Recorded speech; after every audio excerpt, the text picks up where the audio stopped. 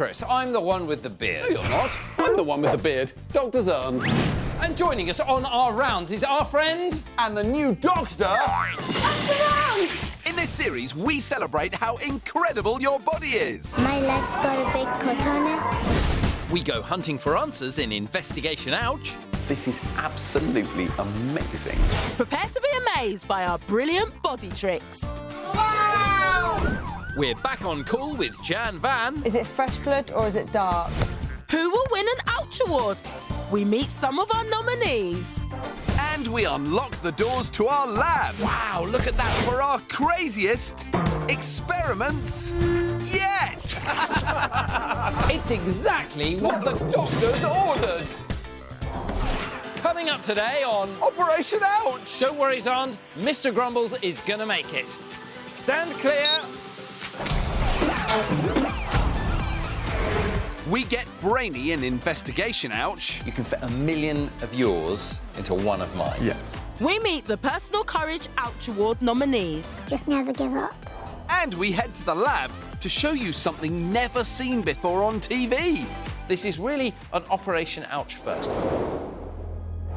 Xand, how would you respond if I were to say there's a new case in the emergency department? Well, Chris, I'd stay calm and say that sounds very exciting. Well, Xand, there's a new case in the emergency department. That's the most exciting thing I've ever heard! Arriving by ambulance to Alderhay Emergency Department is 4-year-old Billy. Hi, Billy. So, Billy, tell us what's happened to you. Doors kicked me. A horse kicked you? Wowzers, how did it happen? Billy was walking to the park through a field with his family and dog Bonnie. He saw some horses and decided to feed them. Hey, Chris, what kind of bread do horses eat? I don't know, Xand. Thoroughbred! Get it? Yeah. Anyway, Bonnie the dog started barking at the horses as Billy walked behind one of them. You should never walk behind a horse, Chris. Oh no, I've got a bad feeling about this. The horse was annoyed by Bonnie and kicked out, kicking Billy in his tummy. Ouch! Ready to examine Billy is Dr. Bimal Mehta. Try and lift this leg up. Is that okay? Not sore? When he first came in, we wanted to do a full check over of every part of him because he'd been kicked at the top of his tummy. And when we examined him, we could see a small little bruise just at the top of his tummy, which made us worry that maybe there'd been some injuries inside. Billy needs to have an ultrasound scan so Dr. Bimal can see inside his body.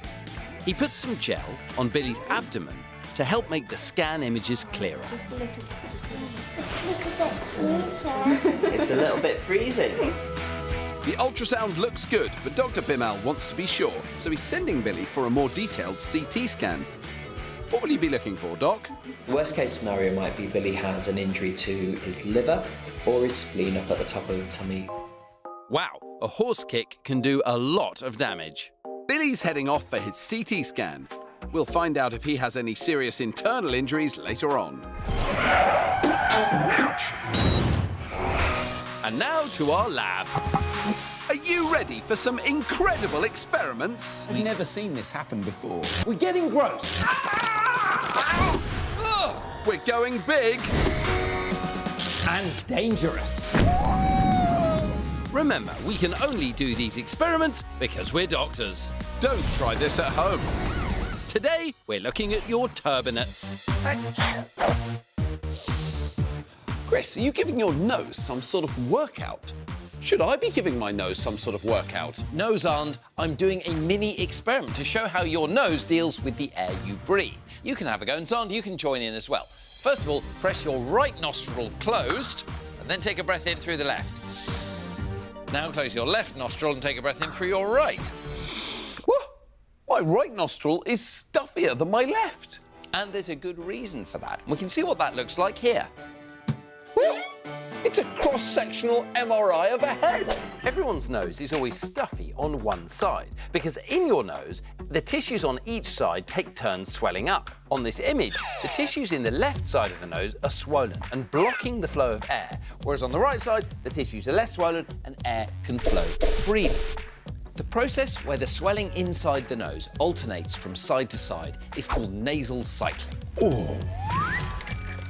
No, not that kind of cycling. By splitting the workload, each side of your nose takes a turn. When the snot on the working side is dry and covered in bugs from the air, the other side takes over. Nasal cycling keeps your lungs healthy and infection-free, but it couldn't work without a special piece of body kit. Your turbinates! That's right, and to show you, we need to put a camera up Xand's nose. Xand is holding a nasopharyngeal endoscope. It's a very fancy camera, and we can see the image on this screen here. Now, Xand, put the camera up to your nose. What we can see there, on the right side of the screen, is one of Xand's turbinates. Now, it's pink because there's so much blood flowing through it, and that's one of the ways it keeps the air warm. Also, you can see strands of mucus, and the air is flowing between the side of the nose and the turbinate. It's getting warmed up, it's getting moistened, and any particles in it are sticking to the mucus. So now, Xand, what I want to do is see if we can see the turbinates from behind. So what I want Xand to do is stick the camera into his mouth and then using the flexible end, hook it up and look out of his nose from the back of his mouth. This is not an easy thing to do, and we can only do this because we're doctors. The dangly bit at the back of the mouth, that's the uvula. And now we're right in the back of the oropharynx. So the camera's just back here now. And Xand's gonna tilt it up. And wow, look at that. We are getting the most amazing view of the back of his turbinates. And it's very, very hard to find this view anywhere else. This is really an Operation Ouch first. We didn't even see this in medical school. So in order for your lungs to stay healthy, what they need is clean, warm, moist air. And it's the turbinates that make that happen. How would it affect your body if you didn't have any turbinates at all? Well, we're going to show you. Xand, I have just the thing to help us. A giant nose. Oh, well, won't he be angry? Who? The giant. Now, there's also a trachea, or windpipe here, and then down at the bottom, a nice pair of lungs there. If you have a look inside, my nose is filled with gooey snot. You can see it here. And poking out inside it are the turbinates. And just like the ones in your nose, these are pretty hot at 37 degrees, thanks to these heating pads. My nose isn't looking quite as good. I've barely got any mucus, there are no heating pads, and I haven't got any turbinates at all. Chris, I'm really not sure that my nose is going to function as well as yours. Well, we'll find out in a minute. Remember, Xand, our lungs need clean, warm, moist air. Are you ready, Xand? I'm ready! To the nose blowers! Using our nose blowers, we're going to see whose nostril can deliver the most warm, moist and the cleanest air to their lung. Go! Chris's nose has turbinates, so the air passing through his nostril is coming into contact with more nasal tissue and snot than in mine. This means Chris's air will be nice and moist, but mine will be dry. This is a disaster. Our infrared camera shows different temperatures with different colours. The hottest areas are the bright yellow ones, so you can see that the turbinates in my nostril are making the air hotter than the air in Xand's nostril. So far, Chris's nostril has delivered both warm and moist air, which is perfect for a healthy lung. But mine has cold, dry air, so my lung is at risk of infection. But now what happens if we make the air full of giant dirt for a giant nose? Great, you thought of everything. 3, 2, 1, go! Chris's snot-covered turbinates catch lots of the dirt in the air passing over them. But because I have no turbinates in my nostril, there's less snot. So lots of dirt is reaching my lung, making it filthy. Chris's lung is nice and clean. His nostril wins. So we've shown you an amazing TV first, an incredible close-up look at the back of your turbinates. We've also shown that your heated, mucus-covered, moisture-producing turbinates keep your lungs safe. Without them, the air reaching your lungs would be dirty, cold and dry, which wouldn't be good for your lungs at all. Xand, it's time to tidy up, and it's your turn on the rotor, so I suggest that you start at this. I'm sorry, Chris, but I can't hear a word you're saying. But you're going to have to tidy up the lab. Bye. It's your turn.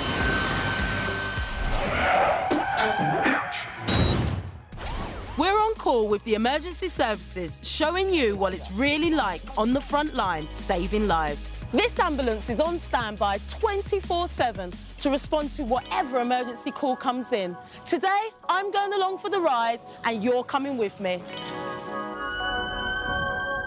We have no idea what the call-outs will be, so we're going to be filming from all angles. I've got Christian here with his camera. Hi, Christian. And I'm here with my selfie cam. And we've got cameras in all corners of the ambulance so we can get closer to the action. On call with me is paramedic Xand Van and technician Heather Hammond.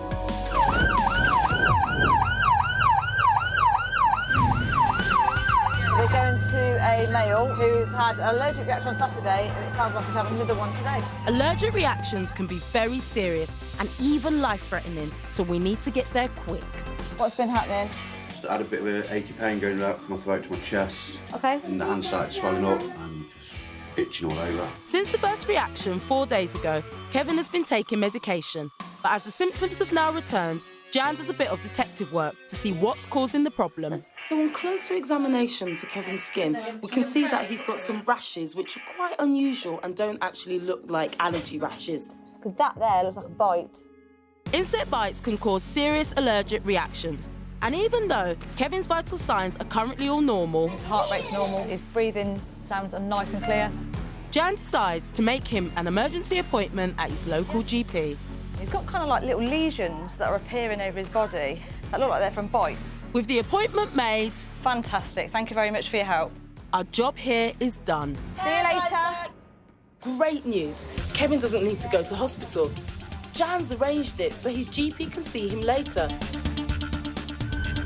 And if you ever have a medical emergency, there are hundreds of crews like this ready to help.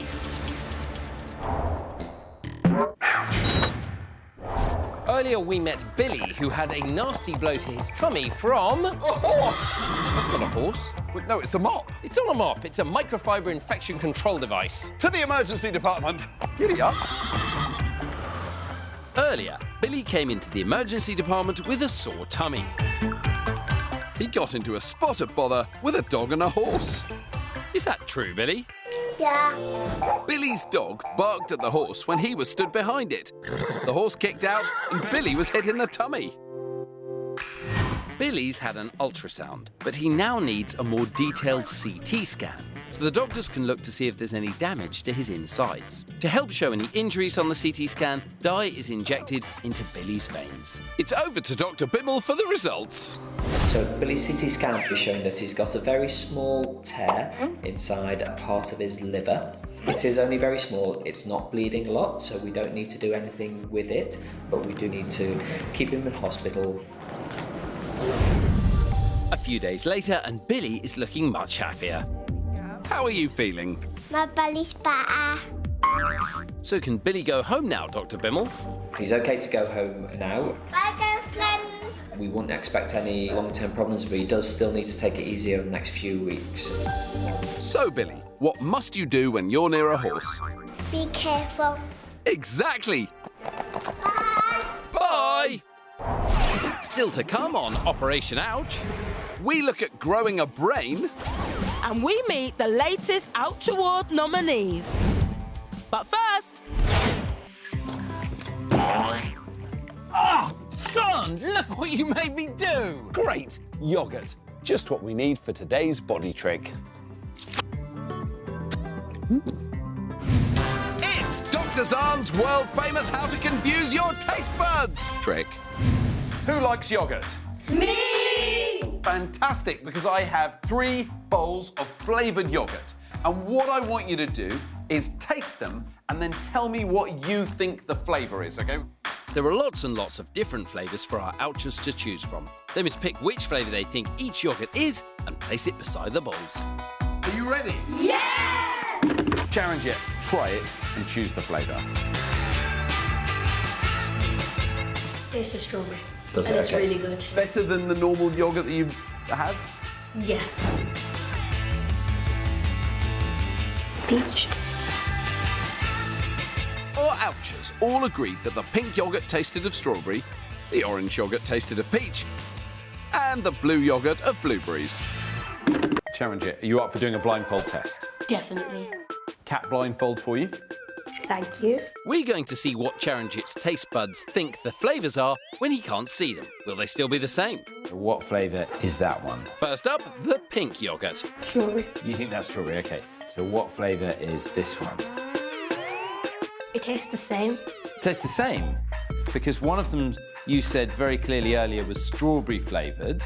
The other one was blueberry flavoured. Now you're saying they're the same taste. Yeah.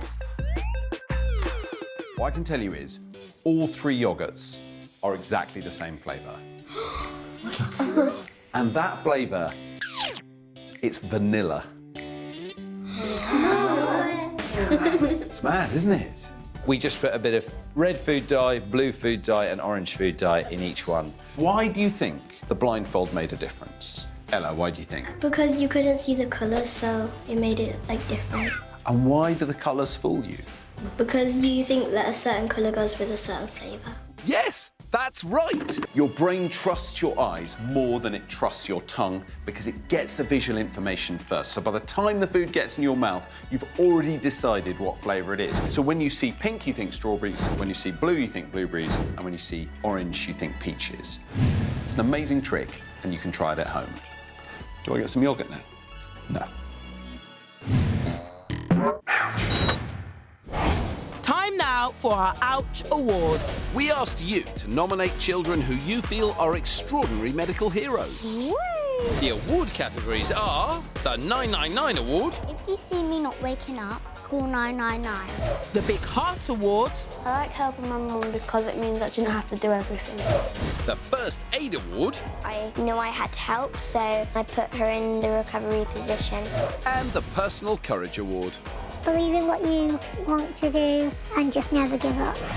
Let's meet the finalists for the Personal Courage Award. Up first, Hi, I'm Cara. Cara has nominated herself for an Ouch Award. It's not something that she would normally do. I was absolutely shocked. I put myself forward for an Ouch Award because of all the illnesses I have. Cara suffers from juvenile idiopathic arthritis. She also has kidney disease and she also suffers a very low immune system. I go to hospital at least once a week since I was 6 weeks old. Despite dealing with chronic illness herself, Cara spends her free time raising money to help others. We make jam and my gran goes to a car boot sale where she sells it. We've raised over £5,000. Cara deserves the award. She's just fantastic, she's positive and she's an inspirational role model to many other children that are going through chronic illnesses. Who's next? Hi, I'm Manny and I've been nominated for an Ouch Award. Yes. I decided to nominate Manny because he's been really brave getting through this illness. Manny has a spinal tumour. It's a benign tumour, but in a very serious place. It swelled up my spinal cord, so the nerves started failing. My legs stopped working because of the blockage in my spine. Manny's now paralysed from the chest down at the moment. That's quite common with spinal injuries. The spine has to sort of settle down and get healed. I've been here for 2 months, but I get to leave to go home for the weekends. Manny has just been so brave. He's done everything everybody's asked him to do with a smile most of the time, even when he's in pain. Manny's getting better every day. I'm hoping in the future that we could do the things that we did before he got this illness. Next up, it's Isla. Hi, my name is Isla and I've been nominated for an Ouch Award by my mum. Isla was born with a skin blistering disorder called recessive dystrophic epidermolysis bullosa. You can't touch me, I just blister and cut very easily. Isla's nearly 10 and she's had about 30 operations. The skin in her throat blisters, so as it blisters it gets narrower. Every 2 months I go down to Great Ormond Street Hospital in London. So I stick a balloon down my throat and make my throat bigger. She tries to be as positive as she can and do as much as she can. My favourite hobbies are horse riding and swimming. I feel more free on a horse than I do normally. Isla deserves this nomination because she's so positive. Believe in what you want to do and just never give up. Cara, Manny and Isla are all so courageous. We'll be revealing the overall winner in our special Ouch Award episode. Xand, what are you doing? Well, I'm trying to write a new science book. It's all about Professor Albert Grumblestein and his quest to make a new human brain using stardust. Well, actually, Xand, there are scientists right here on Earth who are already making human brains in labs. It's not the future, it's happening now. Where do they get their stardust from? They're not using stardust, Xand, they're using stem cells. Time for Investigation Ouch. This is a fake brain, but we're going to show you a real human brain. Look away now if you're squeamish. Your brain is packed with 100 billion cells called neurons. They control pretty much everything you do. The brain is such a complex organ that if something goes wrong with it, either through injury or disease, it can be very hard to fix. This is Professor Raffalov. He is exploring and developing the cutting-edge technology needed to grow a human brain. But Professor Raffalov isn't looking to grow a whole brain just yet. He's investigating growing small pieces first. So the human brain is the most complicated thing we know about. Where do you even start? We need to start from stem cells. Every cell in your body begins life as a stem cell. They are like blank cells waiting to be given a job to do, whether they become hair cells, blood cells, or brain cells.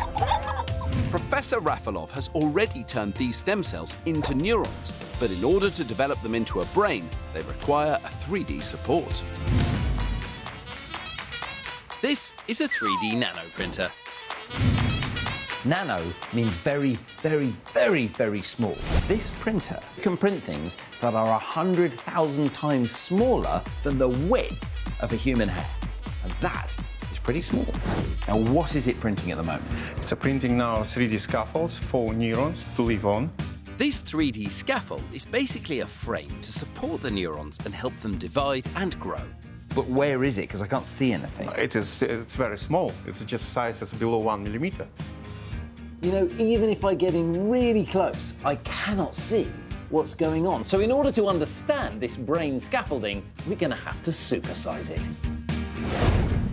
This is a very simple scaffolding design, similar to the one that Professor Raffalov is using, but mine is a lot bigger. OK, and print.